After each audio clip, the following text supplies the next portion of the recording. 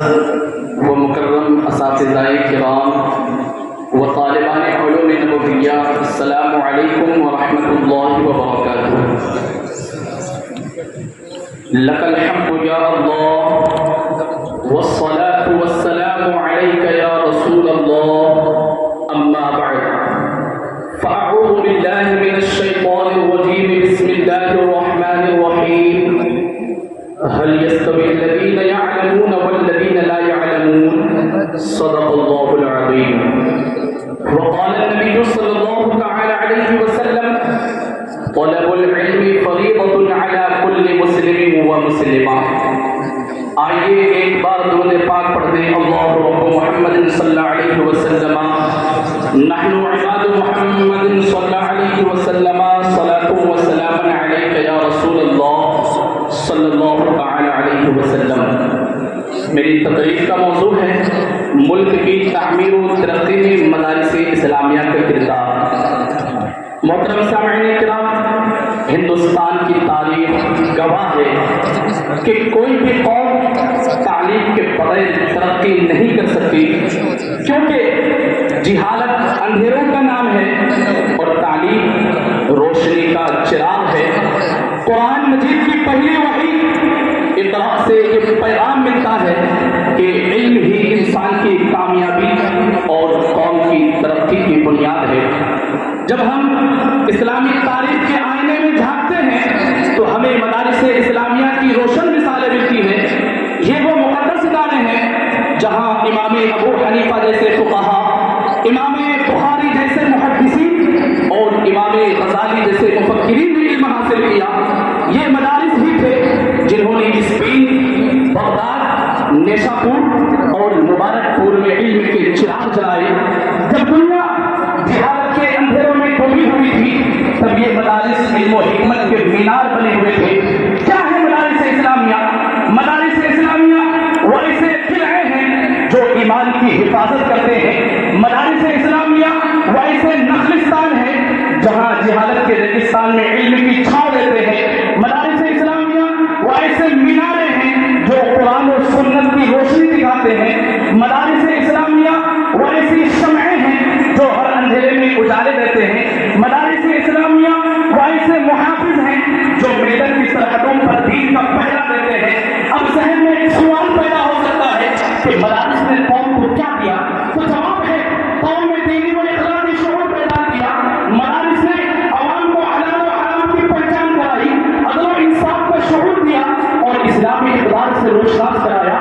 یہی نہیں بلکہ لوگوں کو صبر و شکر، اظہار و قربانی، اخوت و بھائی چارہ، صدق و امانت، وفاداری، محبت و رواداری اور خدمت خلق جیسے اوصاف اپنانے کی تعلیم دی۔ جیسا کہ رب تعالیٰ کا ارشاد ہے، ان اللہ یأمر بالعدل والإحسان وإیتاء ذی القربى وینہی عن الفحشاء والمنکر والبغی۔ اسی حکم الہی کی تعمیل کرتے ہوئے مدارس نے عدل و احسان کو عام کیا اور فحاشی و منکرات کے خلاف آواز بلند کی۔ شراب نوشی، جوا، بے حیائی اور دیگر سماجی بیماریوں کے خلاف ان کا کردار کسی چراغ راہ سے کم نہیں۔ حدیث مبارکہ ہے، افضل الجہاد کلمۃ حق۔ اسی حدیث کی تعمیل کرتے ہوئے مدارس کے علماء نے ہمیشہ برائیوں کے خلاف آواز بلند کی، اور اسی حدیث کی تعمیل کرتے ہوئے مدارس کے علماء نے کبھی بھی پیچھے نہیں ہٹا بلکہ ہمیشہ حق بولتے رہے اور حق بولتے بولتے اپنی جانوں کا نذرانہ پیش کر دیا۔ محترم سامعین کرام، مدارس اسلامیہ محض دینی درسگاہیں نہیں بلکہ یہ ایمان، اخلاق، ملک کی ترقی اور تہذیب کے ابتدائی ہیں۔ ان کے بدولت ایک صالح، بااخلاق اور ترقی یافتہ قوم پروان چڑھتی ہے۔ رب تعالیٰ کا ارشاد ہے، انما المؤمنون الذین اذا ذکر اللہ وجلت قلوبهم واذا تلیت علیہم آیاتہ زادتہم ایمانا وعلی ربہم یتوکلون۔ مومن تو وہ ہیں کہ جب اللہ کا ذکر کیا جاتا ہے تو ان کے دل کانپ اٹھتے ہیں۔ یہی کیفیت مدارس میں پروان چڑھتی ہے، جہاں دلوں کو اللہ سے ملایا جاتا ہے، جہاں دلوں کو روشن کرایا جاتا ہے، جہاں دلوں کو بالکل منور و مجلہ کیا جاتا ہے۔ محترم سامعین کرام، مدارس اسلامیہ محض درسگاہوں کا نام نہیں بلکہ یہ ملک کی ترقی کا نام ہے۔ محترم سامعین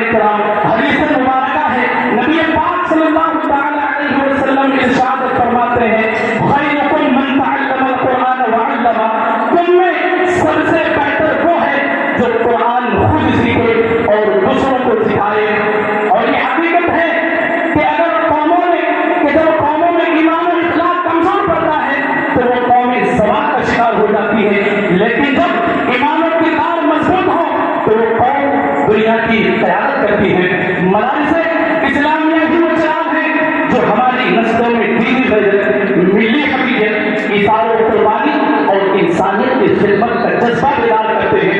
یہی ادارے ہیں جناب جو ہمیں یاد دلاتے ہیں کہ حقیقی ترقی صرف معاشی خوشحالی کا نام نہیں بلکہ بلند اخلاق، روحانی پاکیزگی، ملی اتحاد، المسلم اخو المسلم اور خالق الناس بخلق حسن کا بھی تقاضا ہے۔ محترم سامعین کرام، ہندوستان کی تاریخ اٹھا کر دیکھ لیجیے تو آپ کو آزادی کی ہر تحریک میں علماء کرام اور مدارس اسلامیہ کے فارغین سب اول میں نظر آئیں گے۔ علامہ فضل حق خیرآبادی ایک ایسا عالم جس نے اپنی پوری زندگی علم و ایمان اور وطن کی حفاظت کے لیے وقف کر دی۔ مدارس اسلامیہ میں انہوں نے اپنے طلباء کو قرآن، حدیث، فقہ، عقائد اور عقلی علوم پڑھائے۔ ان کے شاگرد، ان کے طلباء، ان کے اسٹوڈنٹ آگے جا کر اپنی قوم کے لیے علم اور اخلاق کی روشنی پھیلانے والے بنے۔ یہ ثابت کرتا ہے کہ مدارس صرف تعلیم کا مرکز نہیں بلکہ قوم کی تعمیر و ترقی کا ستون ہے۔ 1857 عیسوی کی جنگ آزادی میں جب ہندوستان میں مسلمانوں نے اپنے دین اور وطن کی حفاظت کے لیے قدم اٹھایا تو علامہ فضل حق خیرآبادی نے جہاد کا فتویٰ جاری کیا۔ یہ فتویٰ مسلمانوں کے لیے مشعل راہ بنا اور مدارس کے طلباء نے قیادت کے تحت انگریزوں کے خلاف مضبوط موقف اختیار کیا۔ لیکن دوستوں، قربانی کا راستہ آسان نہیں تھا۔ انگریزوں نے انہیں گرفتار کیا، مقدمہ چلایا اور کالا پانی یعنی جزیرے انڈمان منتقل کر دیا۔ وہاں کی سخت قید تنہائی میں انہوں نے اپنے ایمان اور اصول کو قائم رکھا اور 20 اگست 1861 عیسوی کو جامع شہادت نوش کیا۔ یہ قربانی ہمیں یہ سکھاتی ہے کہ مدارس صرف تعلیم کا مرکز نہیں بلکہ قوم کی تعمیر و ترقی کا ستون ہے۔